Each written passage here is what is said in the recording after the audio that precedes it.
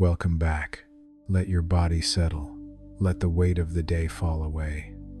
There's nothing you need to hold on to right now. No thoughts to carry, no plans to make. Tonight, I'm going to tell you another story. This one comes from the Mahabharata, not from the Great War, not from the battlefield, but from a quiet moment before it all began. A moment by a lake. A moment of questions and answers. A moment when one man stood alone and chose truth over everything else. It's a gentle story, a slow one. There are no battles here, no violence, just water and twilight, and the kind of wisdom that only comes when you're willing to listen. You don't need to remember every detail. You don't need to follow every word. Let the story move through you like evening light. Let it soften the edges of your mind. If sleep finds you, let it come. This is a story about Yudhishthira, about riddles, about compassion, and about the choice we make when no one is watching. Let your breath slow. Let your shoulders drop. Let the stillness of the lake hold you. The story begins now. There was a lake, deep in the forest, far from any village, far from the roads where travelers passed. It was a sacred place, the kind of place that held silence the way a bowl holds water. The trees around it were old sal and teak and banyan, their roots drinking from the edges, their branches reaching out over the surface like hands in prayer. The water was clear, so clear you could see the stones at the bottom, smooth and round, worn by centuries of current.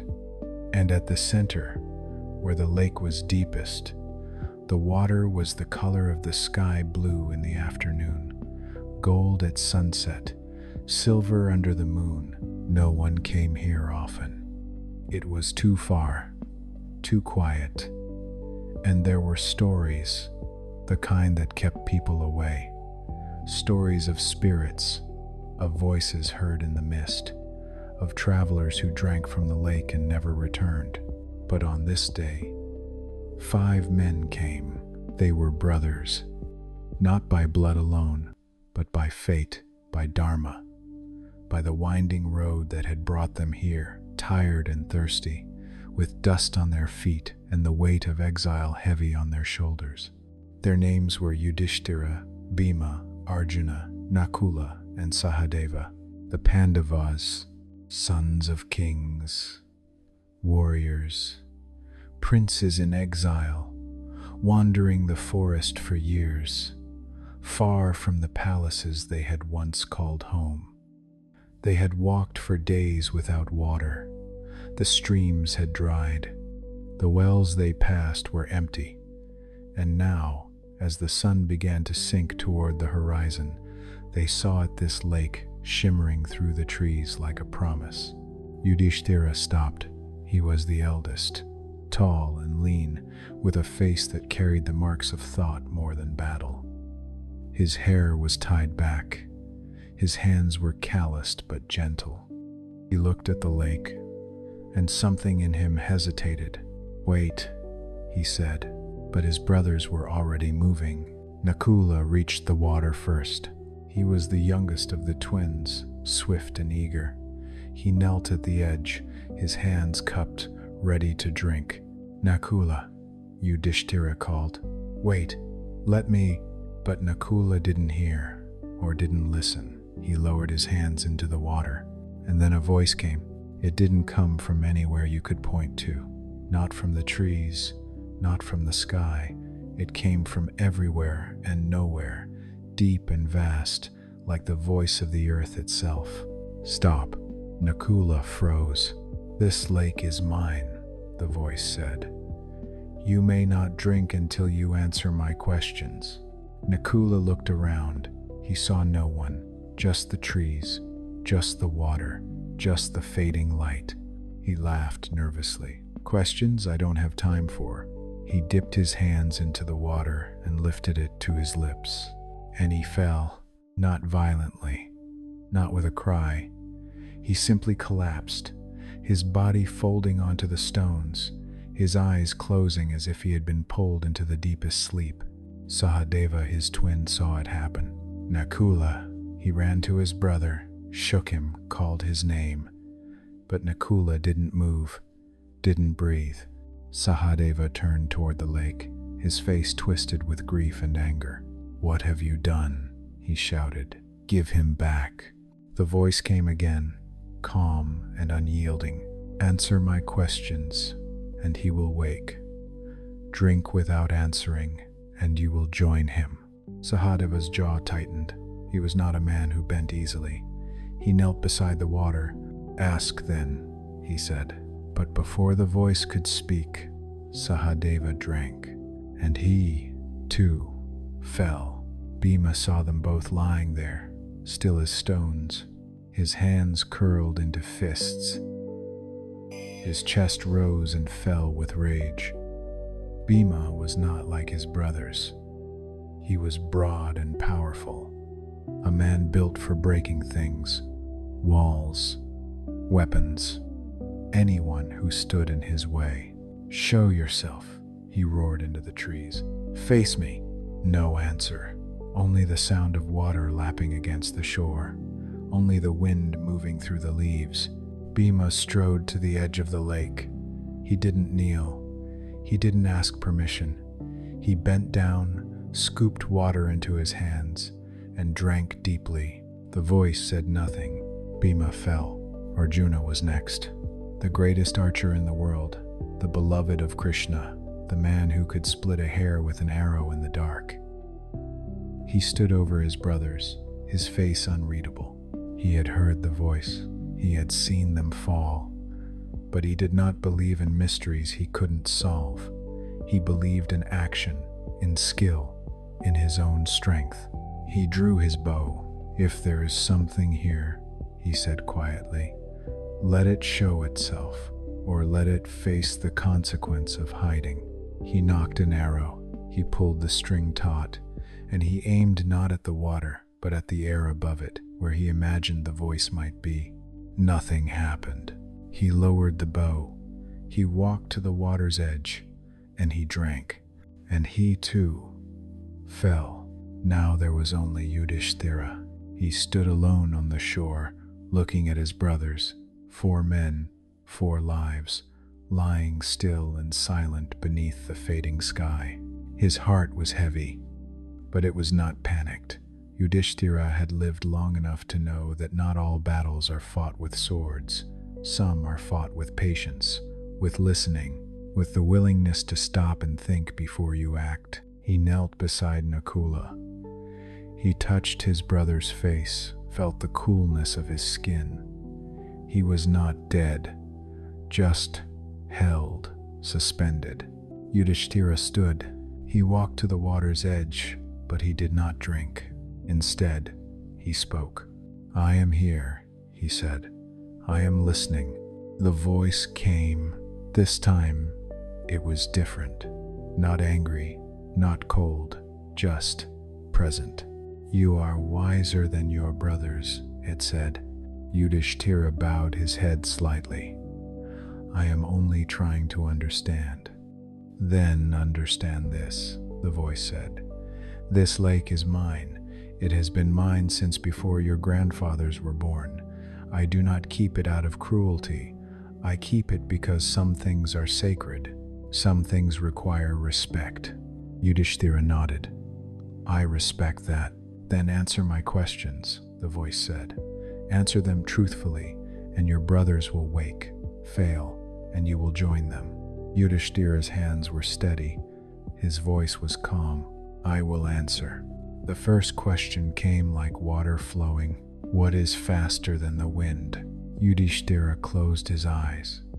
He thought of the stories he had heard, the scriptures he had studied, the long nights of exile spent in reflection. "The mind," he said. The voice was silent for a moment.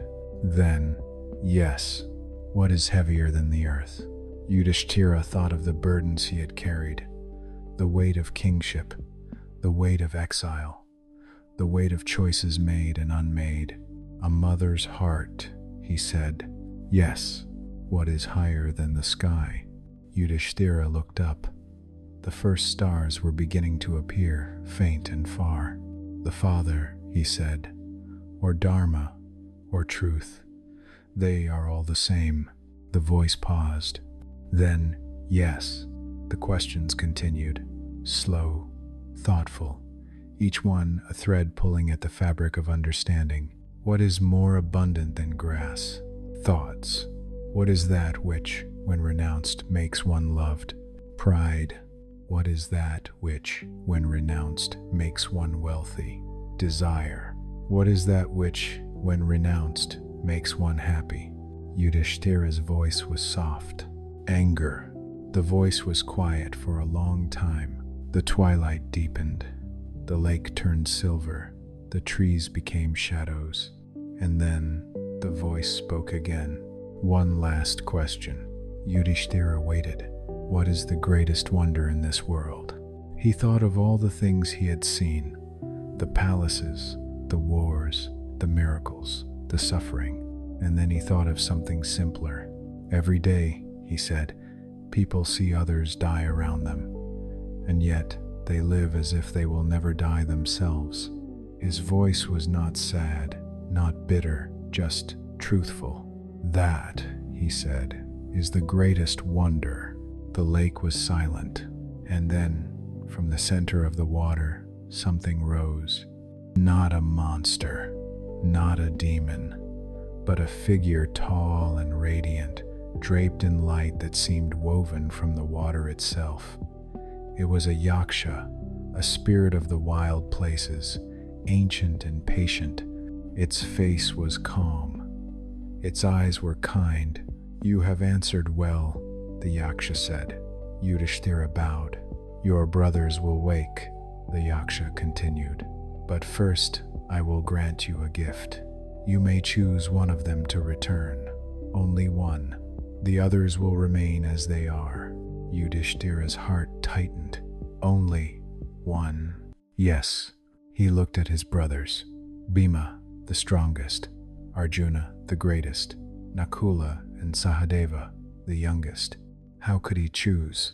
He thought of Bhima, the one who had carried him when he was too tired to walk, the one who had fought for him, bled for him, loved him without question. He thought of Arjuna, the one who could turn the tide of any battle, the one Krishna loved, the one the world would need.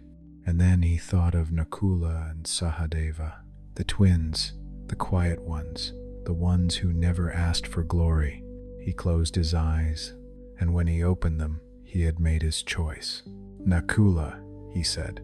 The Yaksha's expression didn't change, but there was something in its eyes, something like curiosity. Why Nakula? It asked. He is not the strongest. He is not the greatest warrior. Why not Bhima? Why not Arjuna? Yudhishthira's voice was steady. Because, he said, Bhima and Arjuna are my brothers by one mother. Nakula and Sahadeva are my brothers by another. If I choose only from my own mother's sons, then I show partiality. I show favoritism. And that is not Dharma. He looked at the Yaksha. Dharma is fairness. Dharma is balance. So I choose Nakula so that both mothers may have a living son. The Yaksha was silent, and then it smiled. You have answered the greatest question of all, it said. Not with your words, but with your heart. It raised its hand, and all four brothers woke. Nakula gasped. Sahadeva sat up. Bhima groaned. Arjuna opened his eyes, blinking in confusion. They were alive. All of them. Drink, the Yaksha said. The water is yours. The brothers drank. The water was cool and sweet, the finest they had ever tasted. It filled them, it healed them. It washed away the dust and the weariness and the weight of days spent walking with no end in sight. And when they looked up, the Yaksha was gone. Only the lake remained. Still and silver under the rising moon. They sat together on the shore as night fell. No one spoke for a long time. There was nothing to say, or everything. It was hard to tell which. Finally, Arjuna turned to Yudhishthira. You chose Nakula, he said. Why? Yudhishthira looked at him. Because it was right. Bhima shook his head, smiling despite himself. You're a strange man, brother. Perhaps, Yudhishthira said, but there was no regret in his voice, no doubt. He had chosen what was right, not what was easy, not what would benefit him most. And in that choice, he had saved them all. They left the lake the next morning. The sun rose pale and golden through the trees. The birds sang. The world was soft with dew. As they walked, Yudhishthira looked back once. The lake was still, the water clear, the forest quiet, and somewhere, he knew, the Yaksha was watching, not to judge, not to test, just to witness, to see if, when the moment came, a man would choose truth over comfort, fairness over favor, dharma over desire. And Yudhishthira had, not because he was perfect, but because he was willing to try. And so the story ends, not with a victory, not with a reward, just with a choice, with water given freely, with brothers walking together into the morning light. Let that choice rest in you now. Let your breath soften. Let your body release. Let the lake hold you the way it held them, gently, without judgment, without demand. There is nothing you need to prove, nothing you need to solve. The questions have been asked, the answers have been given. Now there is only rest. Let the water carry you. Let the night unfold. Let sleep come like a gentle tide. You are safe. You are held. You are enough.